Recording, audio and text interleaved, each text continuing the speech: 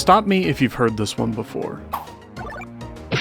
I would gladly quit MapleStory if there was just a good alternative. As someone who's played MapleStory for almost 2 decades, I've certainly heard this at least a few times. During some particularly morbid failed gambles, I've maybe even said it myself. If you've spent any amount of time on this channel, and let's face it, statistically speaking, you probably haven't, then hopefully it's pretty clear that I like MapleStory. That's why I hope it doesn't come across as too spiteful when I say that I think its greatest strength, especially in the context of the wider gaming market, is that there really isn't any viable competition for what it does. There's Wonder King, which is a game that spent a year of its pre-re-release life with an uncapitalized name on its Steam page, and eventually came out packed so full to the brim with generative AI that they might as well have added Grok as a playable class. And then there's Law Tale, which is a game probably deserving of its own video, but that's pretty much it. There really aren't any games like MapleStory, so when one does pop up, I try to make sure it's on my radar. This all brings us to Soul's Remnant, a humble little free-to-play indie game that's been in public development for a number of years, and despite what my script might tell you, is actually not named Soul Remnant. I heard about Soul's Remnant a long while ago, but I never really looked deeper into it until it was brought to my attention that it finally released into early access just a few days ago. Since then, I've spent a good while playing the game, and I wanted to share my thoughts on it as someone who is a big fan of MapleStory and an even bigger fan of MMOs.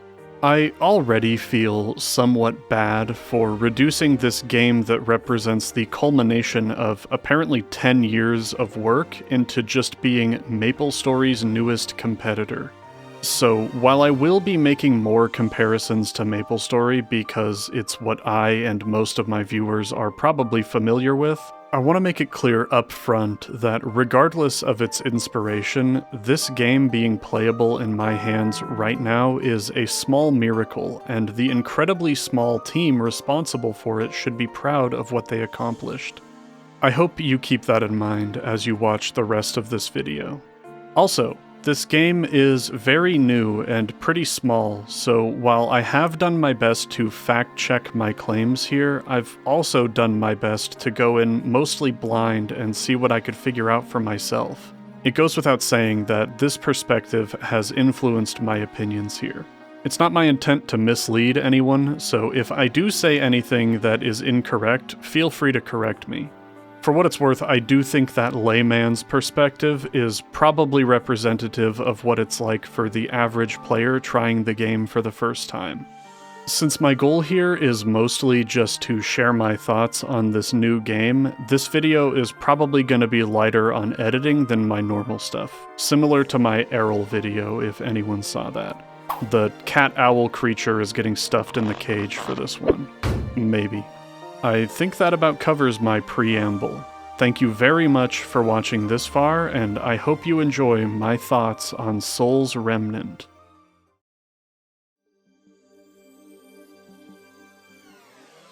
Before we get too deep into the weeds, let's ease ourselves into the Soul's Remnant experience by talking about the first thing you'll probably notice upon seeing the Steam page for the first time: its aesthetic. Obviously, the game uses pixel art, but the main thing you'll probably notice is that in this game, you play as a little creature. This is kind of a strange choice, especially when it seems like the game is, weirdly trying to seduce you, but it's one that I came to appreciate. No pun intended. Should I say that? I shouldn't say that. I found the character creator a bit strange, since being a nebulous black blob with normal human hair felt off, but as I progressed through the game and, importantly, stopped being naked, I found that I had grown fond of the way my little guy looked. It's possible that your character's appearance is meant to be tied to some deep-cut lore revelation, like maybe we are all the Soul's Remnant. But if that's the case, I didn't find it, because the game, thankfully, doesn't have a linear main story that you're forced to follow. Too many MMOs nowadays tie their first 40 hours to a laborious story sequence that feels more like an obligation than a creative choice. So I appreciate Soul's Remnant's willingness to cut me loose and let me actually play the game while I speculate on its lore in the background. For example, is the starting town's name of Spawn lazy writing or an allusion to our character's true nature? I'll let you decide. There's also NPCs. Most of them look the exact same, which is hopefully maybe just an early access thing.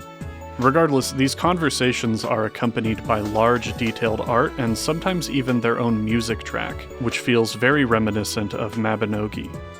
There's also a system where you can give gifts to NPCs. I'm gonna be real, I pretty much didn't touch this. On the topic of the soundtrack, I don't have the vocabulary to properly articulate what the OST is from a musical perspective, but as a certified Philistine, I can tell you that it definitely passes the vibe check.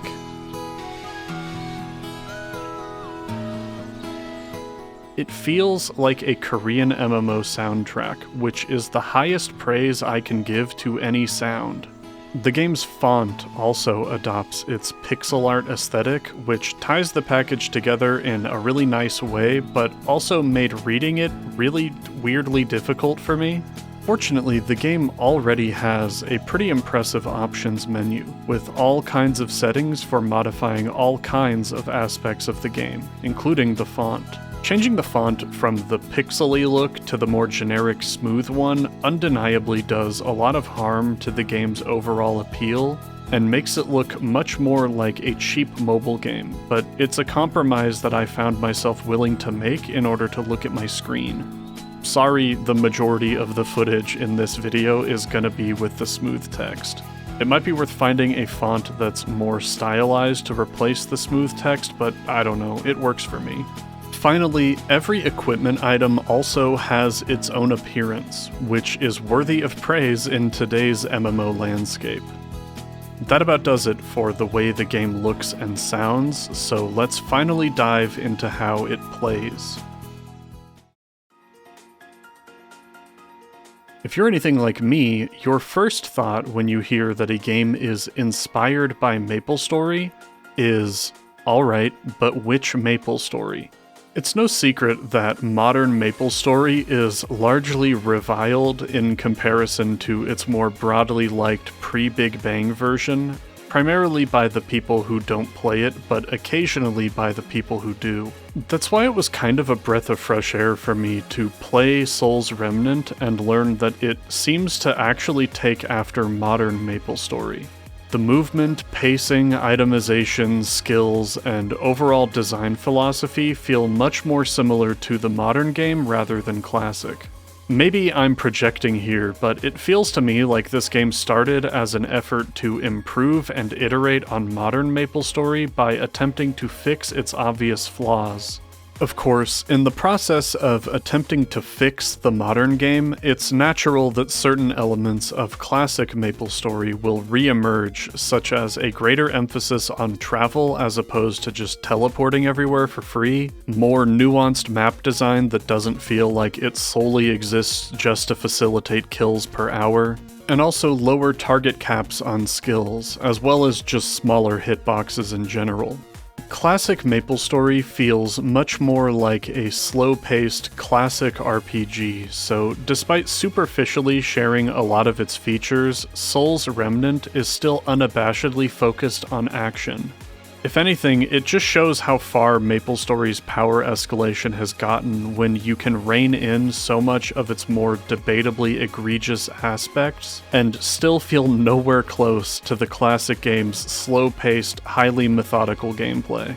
This isn't meant to be a value judgment of any of these games. I enjoy each of them for their own reasons, but if you're looking for that slow-paced classic RPG feel, you might not find it here, at least not in its purest form.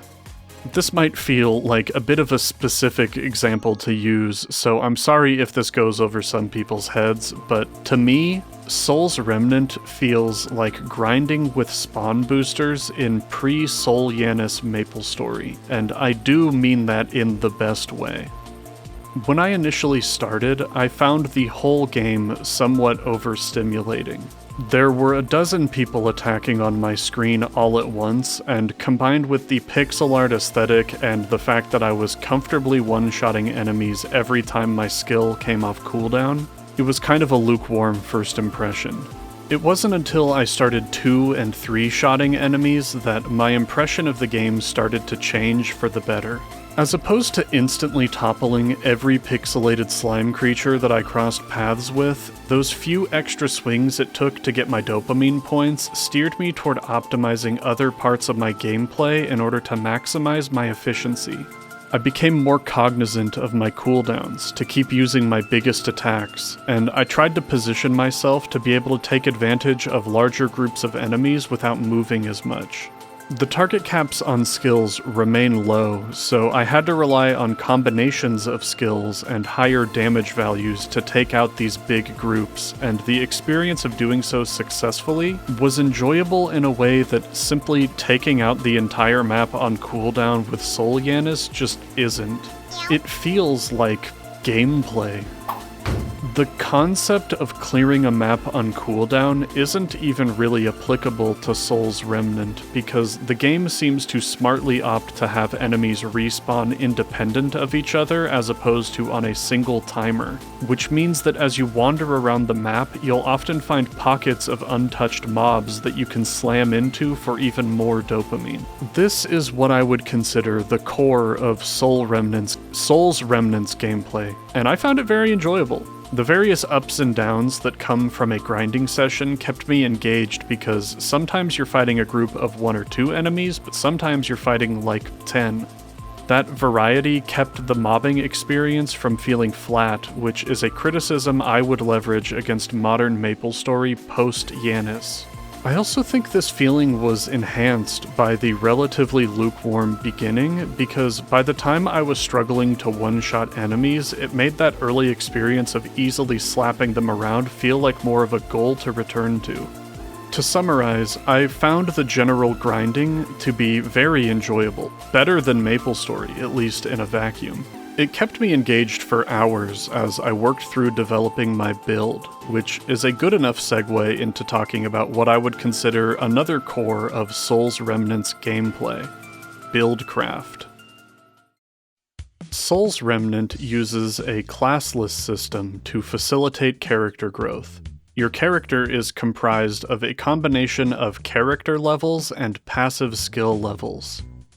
Each character level gives you a skill point, which can be spent to unlock active skills, provided you've reached the required passive skill level for that particular ability. For example, unlocking the Blink skill requires you to have reached level 9 magic. There are 4 of these main passive skills: melee, magic, ranged, and faith. Each of the active skills in the game require 1 or 2 of these to unlock. This is visualized by this skill wheel, where specialization in a passive category is represented by moving further out from the center. Additionally, each category has a variety of hybrid skills, which are represented by the diagonals that exist in between each of the main passive skill categories. For example, the build that I chose to play is a hybrid of melee and faith because I watched the wrong anime as a kid, which means that my potential options encompassed the top, right, and top right sections of the board, with my main emphasis being the top right section since that's in between melee and faith. To level your passive skills, we have to deal damage of the corresponding type, which is initially done with these basic attack skills. Basic attacks are free to unlock, and they occupy their own slot on your build. It's worth noting that these passive skills provide passive bonuses with each level, and as far as I can tell, these are active forever on your character, which means that a min-maxed character would have the max level of 99 in all of these skills regardless of their intended playstyle. This is highly subjective, but I'm not a fan of this choice. Not of the classless system as a whole, but rather the seemingly unrestricted nature of it and the incentivization to level everything. While they can be done well, in my experience, classless systems often run into one of two problems.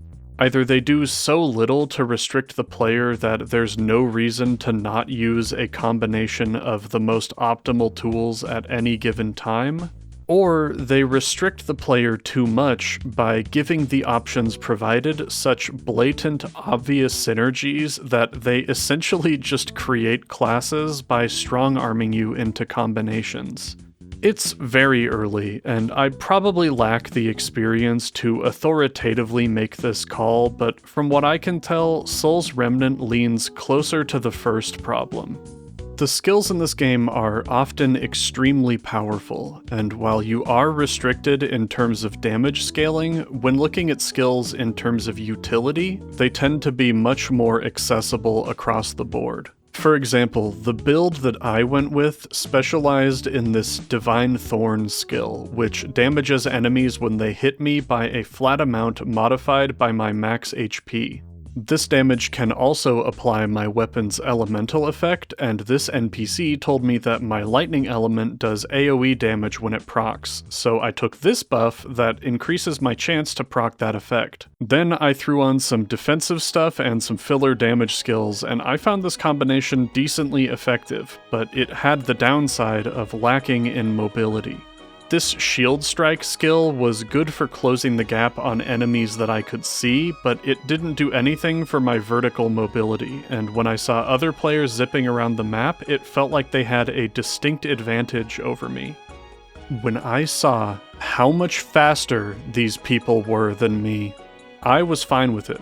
I had built my character to be a stalwart paladin who protected other people and was basically unkillable. So it felt fair that I was limited on mobility. But after thinking about this logically as opposed to, thematically, I realized that there was no stated reason this had to be the case. So I slapped on a cheap wand, spent an inconsequential amount of money to change all my stat points over to intelligence, put on the magic basic attack, and in less than 10 minutes, I had enough magic level to unlock the blink skill. Then I swapped back for basically free, and in less time than it took for me to write this paragraph, I was blinking around the map on my previous Thorns build. With that, the closest thing that I saw to a weakness in my build had been solved, all without any significant effort or trade-off on my part. This was my conclusion without consulting any sort of external guide or poring over the skill tree in any great detail. It seems to me like there's just no reason to not put Blink on any build. It costs mana, but I have multiple skills equipped that reduce my mana regeneration, and I never felt it. With how powerful the skills in this game tend to be, I'm certain that some skills are just gonna end up being auto-includes in the majority of builds. I don't think that anything in this game does much of anything to dissuade you from swapping to the best, most optimal build for mobbing, and then swap to the best, most optimal build for, dungeons. For a lot of people, this isn't going to be an issue. Maybe you enjoy maxing out every skill on the tree or swapping builds to fit the situation, or maybe you just don't care about min-maxing at all, and when you see a big skill tree like this, you want to find a way to use it to express yourself. For the record, I'm still in camp number 2, but when trying to look at the system through a critical lens, I thought this was worth bringing up. At the end of the day, I'm someone who really values identity in gameplay when it comes to these sorts of games. I'm generally against easily accessible dual spec in classic WoW or frequent respecs in Path of Exile, to give you an example of how fun I am at parties. If you don't care about that, then this system is probably all upsides for you. I can appreciate the ease of swapping to whatever you want whenever you want, but when multiple skills fill the same role, it feels like the choice is kinda made for you. It's also possible that respec costs do become impactful at higher levels. but they would have to scale incredibly exponentially for them to have any significant effect based on where they are right now for me. These concerns mostly pertain to longevity and potential dominant strategies that might emerge in the future. I don't think they're a deal breaker for how fun the game is right now. More so just something to keep in mind, I guess. Another build-related thing worth mentioning is the idea of build disparity. Are the best builds so good that you feel like you have to play them to keep up?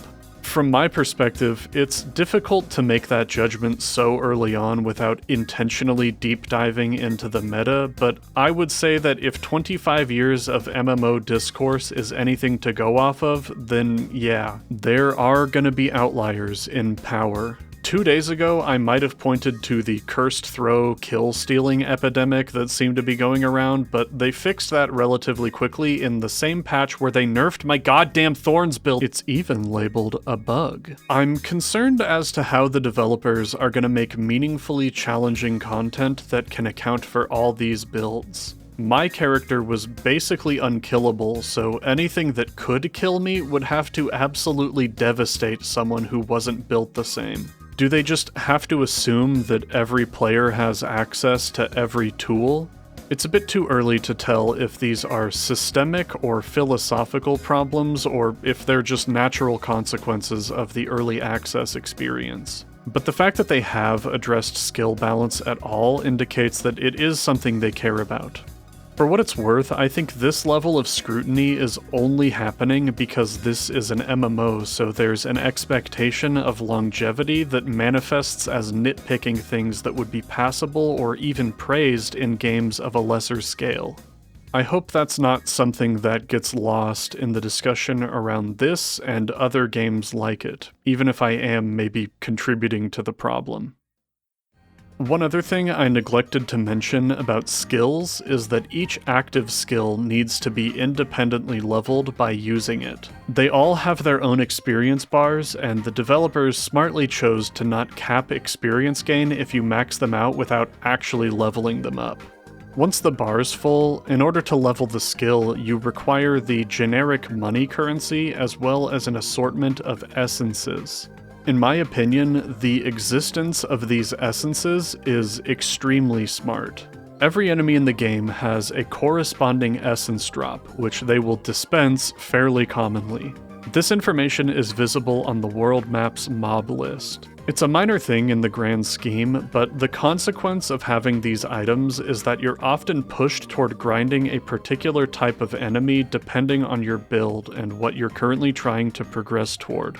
These items are also completely tradable on the game's auction house, which means that players who don't want to progress down a certain path can instead choose to sell their excess essences to other players. They're also broken up into tiers, with low-level enemies dropping low-level essences, so it's easy for me to imagine a future scenario where the developers introduce some sink for low-level essences, which would give beginner players a way to contribute to the economy by selling them off to high-level players who might not want to farm them. The essence system reminds me of the best parts of classic MapleStory's scroll system, where certain enemies drop certain scrolls, and depending on your class, you might choose to hunt a certain mob type for easily accessible scrolls that you can slap on your leveling gear if you want. It feels like that kind of system, but expanded to be relevant to anyone at all levels. I really enjoy it. Now I want to touch on what's probably my biggest issue with this game, and also what I think is its easiest potential area for improvement. And that's, what the hell am I doing here? At this point, you got me. I'm bought in, let's kill some mobs. But after like 10 hours, the feeling of pointlessness starts to set in. Now I'm starting to feel like I've seen it all. I want to be clear, this is a pretty big accomplishment. You got me to stand around hitting enemies for 10 hours before I started to question my life choices. Maybe there's some skills I still want to unlock, and sure, there's a whole set of maps I haven't been to full of mobs I haven't killed, but what I think Soul's Remnant really needs is some content-related goals to shoot for. MapleStory accomplishes this by providing you consistent, static boss milestones that you're always trying to either reach for the first time or that you're re-clearing to feel your gradual improvement. I don't know if Souls Remnant needs to go down that exact path, but I would like to see something more engaging. Elite monster spawns don't do anything beyond being large, which is relatable but also isn't very interesting. Bosses in dungeons are pretty much just walking hitboxes, maybe with an occasional projectile. Mushmom has more mechanics than any boss I've seen in the game so far. Maybe that changes eventually, but in that case I would argue it's taken too long to show up, and most players are gonna have less patience than I do. We certainly don't need a climactic boss fight to cap off the tutorial, but surely there's something worth improving here. In my experience, the entire game is just killing enemies to be able to kill enemies faster. The last big thing I want to talk about is the game's cash shop. The fact that I've left this section for nearly the end of the video should tell you that it's not a big problem for me. Souls Remnant allows you to pay for extra inventory slots, and a slightly higher loot range with extra auction house slots if you pay the equivalent of a monthly subscription, but that's it as far as gameplay altering purchases. Everything else is a cosmetic. Well, I guess there's world chat microphones like MapleStory, which is questionable but also inoffensive. The worst part of the game's monetization is in its pricing model. As is the case with, like, every single video game, its currency is sold in packs, which are often at odds with the individual price of items the shop has for sale. In the scope of how shitty the monetization in this genre can and often gets, this is not a big deal to me, but it is worth a mention.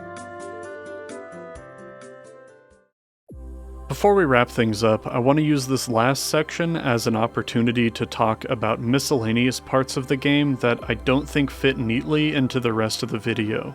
Obviously, every good essay should end in a bulleted list. The game has potentials like MapleStory. Items drop with stats determined by their category, but they also have a category for potential lines that can either drop on them natively or be added with items.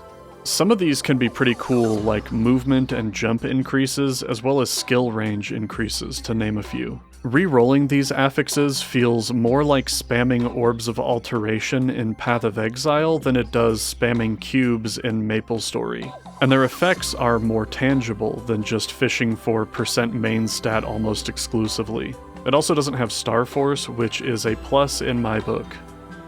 Weapons have random elements, which I alluded to earlier, but they also change the color of your spell effects, which is super cool and more important. I was gonna mention that the game's equivalent of runes appearing on shared maps and stopping everyone's XP gain as being one of the biggest problems with the game, but it seems like the developers agreed because they fixed it while I was writing this. Each monster has its own knowledge that builds up by fighting them and provides bonuses for killing that enemy once it's leveled up. I think this is a fun system to max out, and it'd be cool to have achievements and milestone rewards for progressing it. The world map is very cool. It's structured like Victoria Island, and it also has that classic MMO wanderlust feeling when you look at the deep caves. Like, what's down here? I want to know. The game has daily quests, which frankly feel really out of place. They also reward 2x XP cards, which I don't like in any game. I'd much rather see the game balanced around not having these things and let players play the game on their own terms. I understand that a small game like this has to do things to retain players, but I still find it very unfortunate. In a similar vein, I'm also opposed to the existence of the Divine Blessing skill, which is this game's holy symbol. Also, there's a pretty extensive crafting system, which I didn't touch as much as I probably should have, but from what I have done and seen, it's pretty interesting. It helps the game feel a lot less like an early access MMO, which is nice. The game has a day and night cycle and also weather effects, which you've probably seen over the course of this video if it's on your main monitor. I originally forgot to mention this, so I got the microphone back out so I could record this section to call attention to it, because every game should have this. It's really cool. Also, while I'm recording things I forgot, the game is made in Godot, which I also think is cool. And finally, the game has its own version of Pig Beach, which I got trapped in for like 15 minutes.